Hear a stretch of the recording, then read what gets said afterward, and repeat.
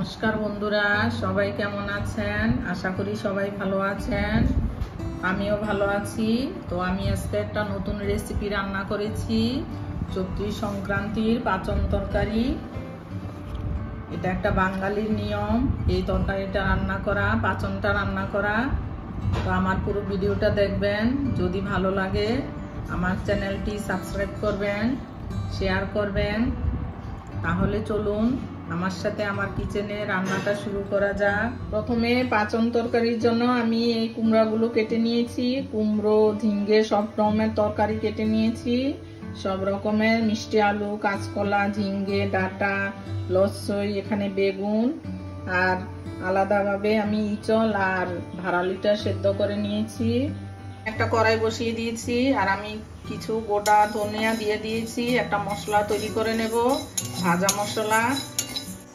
এই যে ধনিয়াটা একটু লাল লাল হয়ে গেছে, এখন আমি জিরেটা দিয়ে দেব, সাদা জিরে। একটু ভেজে নেব। এই যে ভাজাটা হয়ে গেছে, এখন গুঁড়ো করে নেব। এখানে একটা কড়াই বসিয়ে দিয়েছি, পরিমাণ মতো তেল দিয়ে দিয়েছি। 3 কাপ পরিমাণ তেল দিয়েছি। এখন সিমের বিচিটা ভেজে নেব। নুন দিয়ে দেব, তাহলে ফুটবে না। সিমের বিচিটা একটু ঢাকা দিয়ে ভাজতে হবে, তাহলে ফুটে গায়ে আসবে না। দিয়ে দেব, মেঝেতে 2 মিনিট ভেজে নেব। বিচিটা ভাজা হয়ে গেছে, এখন তুলে নেব। বড়িটা ভেজে নেব।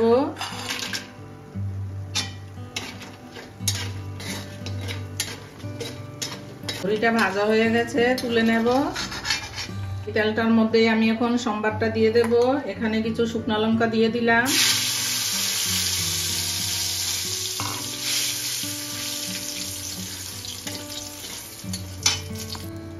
এই যে শুকনো লঙ্কাটা ভাজা হয়ে গেছে, এখন 5 ফোড়ন সম্বারে দিয়ে দেব।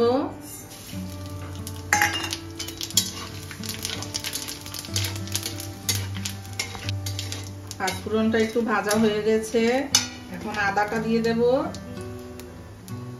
এখানে আদা ঘষে নিয়েছি, ওটা দিয়ে দেব।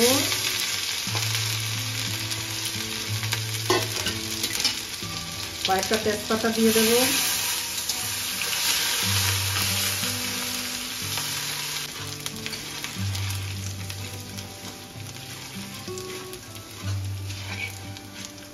এটা ঢেলে দেব।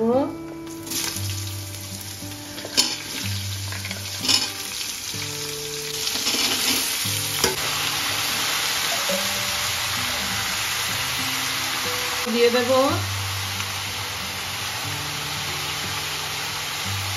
এখন নেড়ে নেব ভালো করে।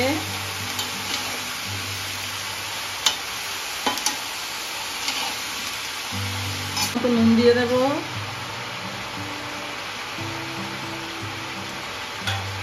হলুদ দিয়ে দেব। এখন নেড়ে নেব ভালো করে।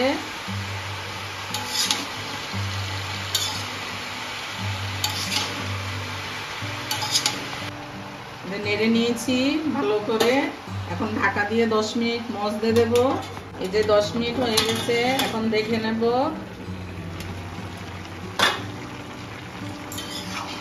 এই যে অনেকটা মজে গেছে।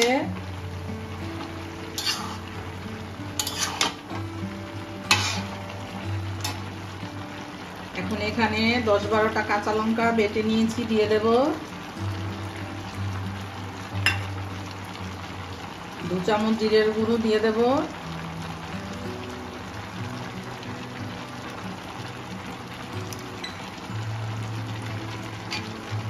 সিমের বিচি আর বড়িটা দিয়ে দেব।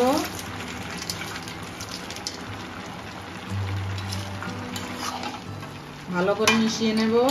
আরো 5 মিনিট ঢাকা দিয়ে রাখবো। এই যে 5 মিনিট হয়ে গেছে, দেখে নেব। এই যে অনেকটাই মজে গেছে।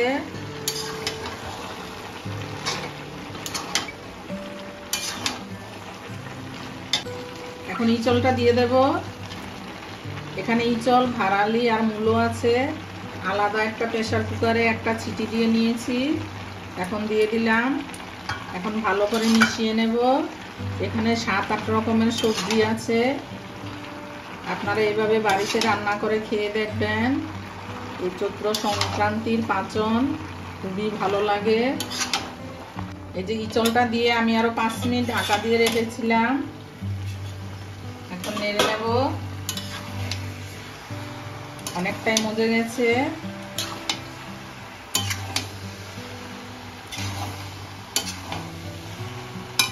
এখানে আমি আখি গুড় নিয়েছি, পরিমাণ মতো দিয়ে দেব। আপনারা আখি গুড়ের বদলে চিনিও দিতে পারেন।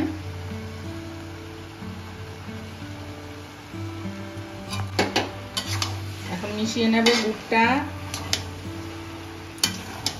মিশিয়ে নিয়েছি। এখানে আমি যে মশলাটা বানিয়েছিলাম এটা দিয়ে দেব পরিমাণ মতো। 2 চামচ দিয়ে দিলাম।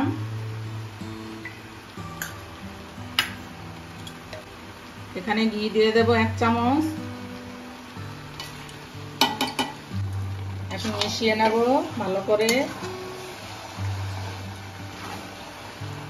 এই যে তরকারিটা রেডি হয়ে গেছে। আমি এখানে আরো 1 চামচ ভাজা মশলা দিয়েছিলাম, এখন নামিয়ে নেব। আপনারা এইভাবে বাড়িতে রান্না করে খেয়ে দেখবেন, খুবই ভালো লাগে।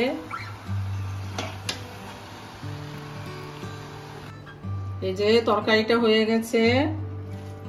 আমার পুরো ভিডিওটা দেখার জন্য ধন্যবাদ। যদি ভিডিওটি ভালো লাগে আমার চ্যানেলটি সাবস্ক্রাইব করবেন, শেয়ার করবেন, কমেন্ট করবেন।